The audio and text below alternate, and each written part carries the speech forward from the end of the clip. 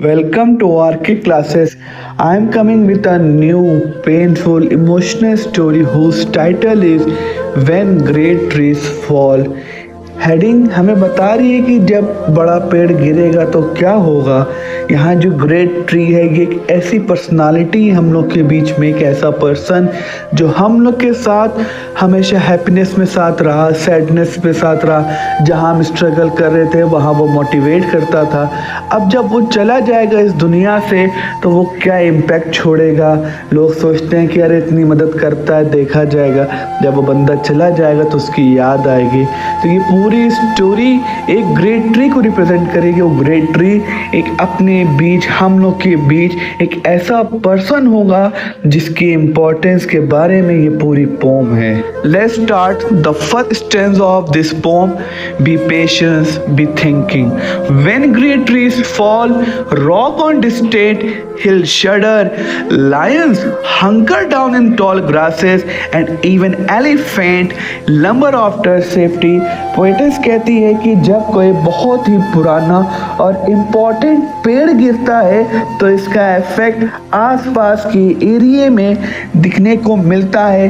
पेड़ से काफ़ी दूर सिचुएटेड हिल्स के ऊपर रखे हुए पत्थर शडर करते हैं, कांपते मतलब शडर करते, ठीक है। लायंस जिन्हें जंगल का किंग कहा जाता है वो भी बड़े बड़े घास के बीच में छिप जाते हैं। और यहाँ तक कि स्ट्रॉन्गेस्ट एनिमल एलिफेंट भी अपनी सेफ्टी के लिए स्लोली और लंबर ऑकवर्ड चलना शुरू करते हैं। जब एक घर का बड़ा आदमी दुनिया से चला जाता है तो उसके जो भी बेटे होंगे, बेटी होगी, उन पे क्या इफेक्ट पड़ेगा। तो ये पूरी कहानी अब शुरू हो रही है। नेक्स्ट स्टेंजा है when great trees fall in forest small things require into silence their senses eroded beyond fear. Stanza में पोएटिस ने बताया है कि जब कोई पुराना इम्पोर्टेंट पेड़ गिरता है तो इसका इफेक्ट ना सिर्फ बड़े एनिमल्स बल्कि छोटे छोटे वाइल्ड क्रिएचर भी पड़ता है। Let me explain you. Poet's कहती है कि जब जंगल में एक ग्रेट ट्रीज गिरते हैं तो छोटे creature like mouse, snake, moles, rabbit डर के कारण उस जगह से कंप्लीट साइलेंस हो जाता है और जिसमें ये सभी छोटे क्रिएचर अपने आप को रिकॉइल लेते हैं, सिकोड़ लेते हैं। इन क्रिएचर के सेंस डर की वजह से काम करना बंद कर देते हैं। ये कुछ सोच समझ नहीं पाते हैं।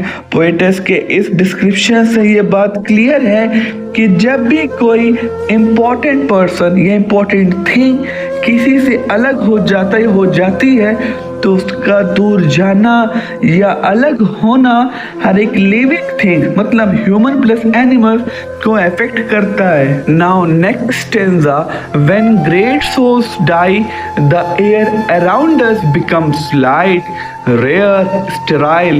We breathe briefly, see with a hurtful clarity. Our memory suddenly sharp examines Janos on kind word unsaid, promise walk never taken.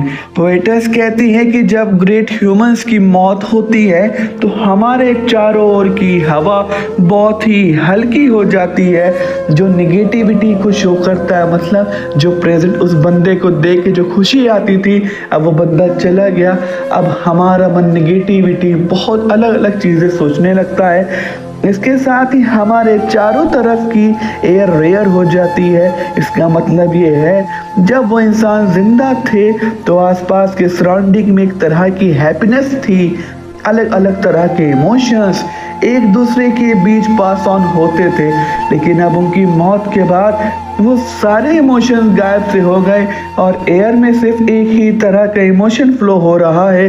वो इमोशंस है सॉरोनेस, दुखी। सॉरो मतलब दुखी का इमोशन है। आगे इसमें कहता है पोएटिस, इसके अलावा पोएटिस स्टेराइल शब्द का जो वर्ड यूज कर रही है इसका मतलब ये है कि एटमॉस्फेयर में richness and vibrancy of spirit की कमी हो गई है।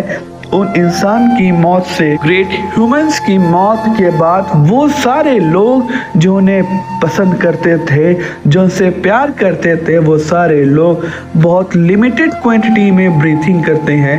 ये एक्सप्रेशन इस बात को बताता है कि वो लोग उस व्यक्ति, उस ग्रेट पर्सन, उस ग्रेट ट्री के चले जाने से कितने दुखी है और इनकी आईसाइट एक लिमिटेड स्पेस तक ही देख पाती है और हर एक नज़ारा उनकी आंखों को पेनफुल लगता है, मानो कि कोई आपका अपना जो दुनिया से जाता है। तो यहाँ पे जो पोएट इसी को रिकमेंड कर रही है कि उसका कोई पर्सनल है जो वो दुनिया से अब चला गया, तो उसके बाद पोएटस पे क्या इफेक्ट आ रहा है, क्या इम्पैक्ट आ रहा है, वैसे ये लिख रही हैं। पोएटस आगे कहती है कि जैसे ही किसी इम्पोर्टेंट पर्सन की मौत होती है, हमारी मेमोरी अचानक से बहुत एक्टिव हो जाती है और उन सारे पास्ट इंसिडेंट को याद करना शुरू कर देती है जो किसी न किसी तरह से उस इंसान से जुड़े हुए हैं जिसकी अभी मौत हो चुकी है, ना किसी तरह से उस इंसान से जुड़े हैं जिसकी मौत अब हो चुकी है। कई बार हम दूसरे से बहुत कुछ कहना चाहते हैं लेकिन किसी वजह से नहीं कह पाते और कई सारे प्रॉमिस भी करते हैं जिन्हें हम पूरा नहीं कर पाते हैं। जब उन ग्रेट सोल्स की मौत हो जाती है तो हम सभी उन बातों को सोचकर बहुत दुखी होते हैं जो हम उनसे ना कह सके या फिर उनके साथ टहलने जाने का प्रॉमिस जिसे हम पूरा नहीं कर सके। Now next stanza said, great souls die and our reality bound to them take leave of us, our souls dependent upon their nurture now shrink within our mind, formed and informed by their radiance and fall away।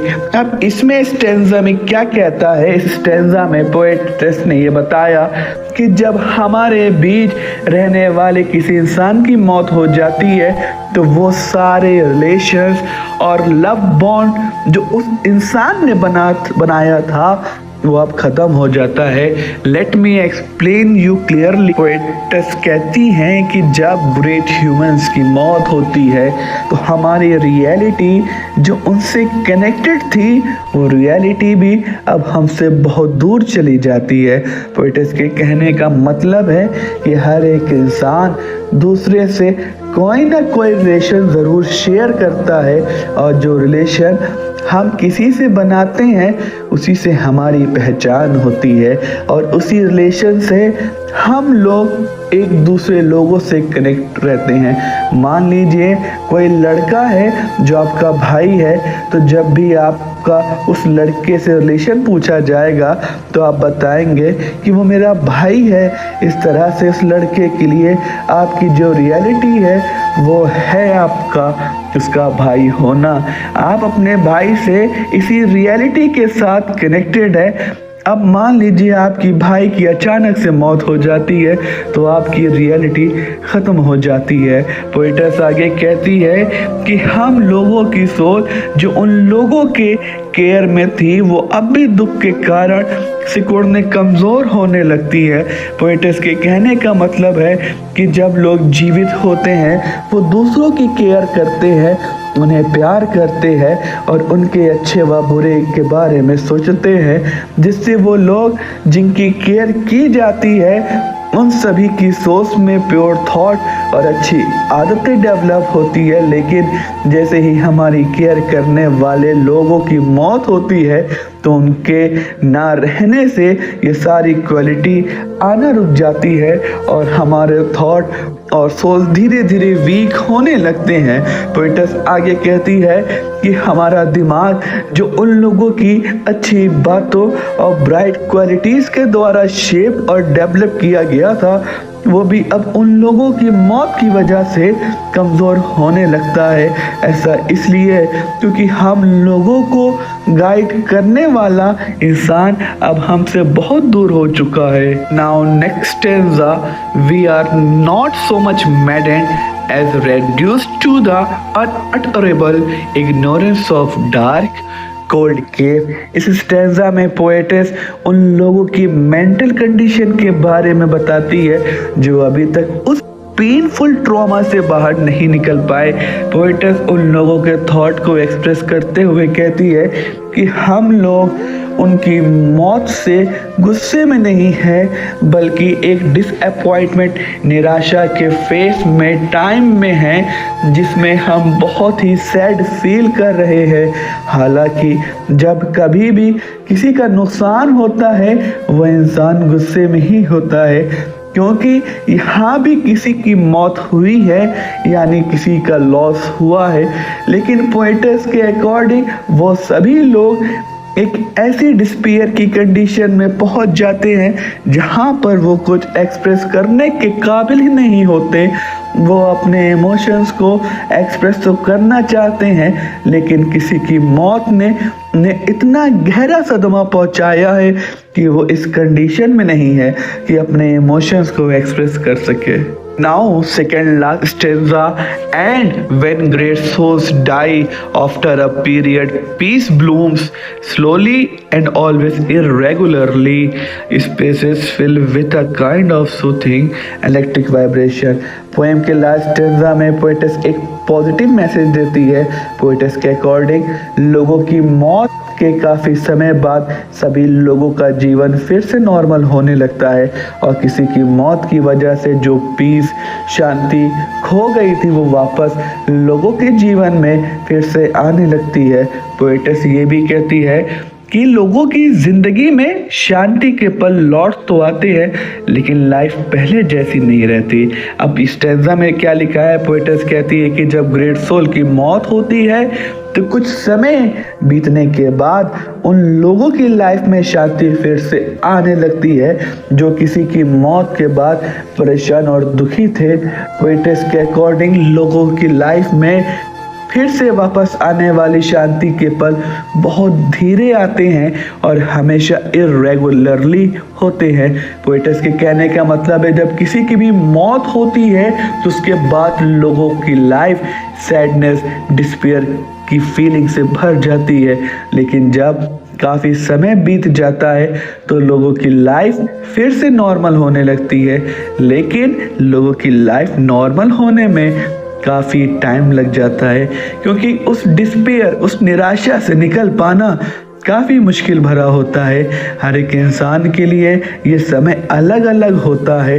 Poets आगे कहती है कि किसी इंसान की मौत के बाद वो जगह, वो स्पेस जो कि बिल्कुल खाली सूना लगता है, वो सारी जगह एक तरह की शांति, इलेक्ट्रिक वाइब्रेंस से भर जाती है जो मन में छिपे हुए दुख को निकाल देती है। Now last stanza, our senses restored, never to be the same, whisper to us they existed, we can be and be better for they existed। इस स्टेंजा में पोएटस लोगों के लिए होप लेकर आती है और कहती है कि जो लोग मर चुके हैं वो मरने के बाद भी सोल के फॉर्म में हमारे सराउंडिंग में मौजूद रहते हैं, इसलिए हम लोग अभी भी बहुत अच्छे बन सकते हैं। अब स्टेंजा में क्या लिखा है, पोएटस कहती है कि हमारे सेंसेस जो चीज़ों और इमोशन को महसूस कर सकते हैं वो फिर से पहले जैसे ही फंक्शन करने लगते। लेकिन हाँ, ये बात भी सच है कि ये पहले जैसे रह नहीं पाते। ये सारे सेंसेस लाइक स्किन, नोज, आई या टंग, ईयर बहुत ही धीमी आवाज़ में हमें हमेशा ये फील कराते रहते हैं कि वो लोग जिनकी मौत हो चुकी है वो अब भी हमारे सराउंडिंग में एग्जिस्ट करते हैं, वो अब भी एग्जिस्ट करते हैं। उनकी एग्जिस्टेंस सोल के फॉर्म में हमें गाइड करती है और हमें हमेशा ये फील कराते रहते हैं कि हम और भी अच्छे इंसान बन सकते हैं क्योंकि वो अब भी एग्जिस्ट करते हैं। आई होप ये पोम आपको समझ में आई होगी। If you think this video, this pome is good for you, just subscribe us, share us, like us. Thank you for watching this particular video. Next video हम may be आपकी short story को लेके आए या फिर हम Julius Caesar की act 3 scene 1 summary को इंट्रोड्यूस करेंगे।